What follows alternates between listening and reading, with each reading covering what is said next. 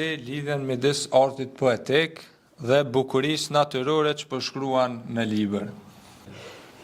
Po shefe,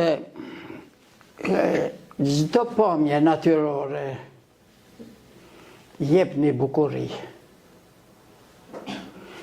Qoftë deti, qoftë qielli, qoftë toka, qoftë nën toka, qoftë deti e qoftë nën deti, gjitha e kanë bukurit e veta. Prandaj ato duhet për të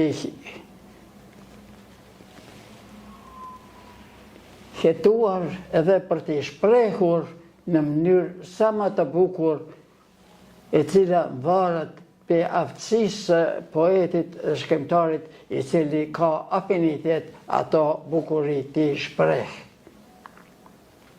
Nëse ato fjalë, ato vargje autorit i pëlqejnë, po ndoshta edhe të tjerëve të cilët i lexojnë ato vargje, edhe ato do të kënaqen me ato shprehje të bukurisë së natyrës që natyra na i ka falë. Prandaj është